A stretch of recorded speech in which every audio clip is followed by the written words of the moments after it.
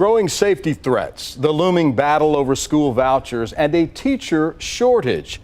These are uncertain times in Texas public schools. This month, we're welcoming a familiar face to many of our longtime viewers. Judy Maggio is making a return to KVUE for an in-depth series of reports, Our Schools in Crisis. Judy, welcome back. Thank you. It's great to be back home at KVUE. You know, I started my career here many years ago as an education reporter, and I truly believe nothing is more vital than our children's education. You know, teachers play such a pivotal role in students' lives. This profession is often considered a labor of love, but love apparently is not enough to keep some teachers on the job these days. Texas teachers are quitting their jobs in record numbers. What is driving so many of them out of the classroom, and why do they feel like they're under attack? That's our focus tonight on Our Schools in Crisis, and we begin at a high school in Hays County. Your writing for personal journal today is on the board. Carla Perez is helping high school students hone their reading and writing. She spent close to a quarter century in the classroom and considers this career a calling. It was her mom who first nudged her toward teaching. She said I would teach priests to pray if I could. So I always wanted to, teach someone something. So from the start, the students have driven her passion for this profession. I began my career here at Hays CISD as a pre-K bilingual teacher, and it was the best time that I've ever had in my life. I was so excited. I need you to go ahead and put it in your composition book. But Perez admits her excitement has waned in recent years. She says schools aren't totally back to normal after the pandemic. Academic and social skills have suffered since then, and anxiety among kids and teens is through the roof. Perez puts in 11 to 12-hour days and feels overwhelmed, not only by the demands on her time, but by the growing safety threats on school campuses. There is so much on your plate. It's super hard to get things done. I remember having a lot of fun in the classroom when I first started. It has become a lot more work, and it's gotten harder and harder as the years go by. While Perez plans to stay put, plenty of her colleagues have called it quits.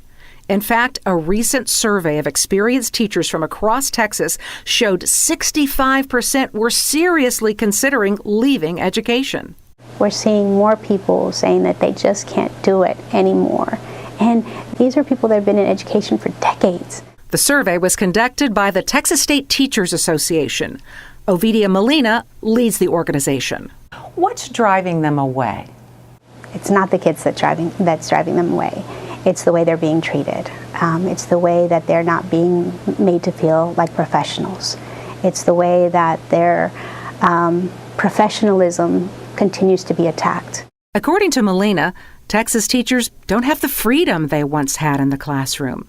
Now, she says, the state dictates what to teach and then turns around and questions what's being taught. And there's the problem of low pay.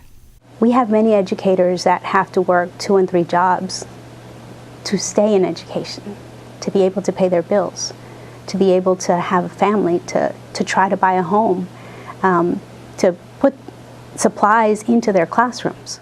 On average, Texas teachers make about $62,500 a year, around $9,000 less than the national average. Texas lawmakers ended their last session without passing a new school finance bill or giving districts money for teacher pay raises.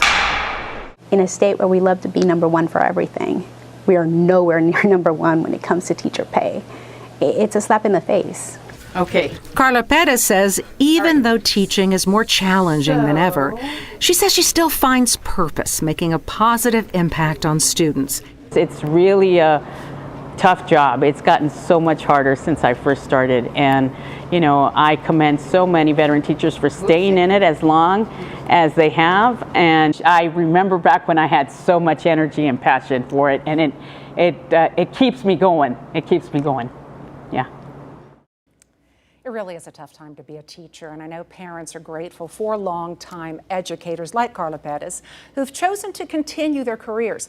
It's also important to note, last week voters approved a tax rate increase for the Austin School District to help AISD raise salaries for teachers and other staff.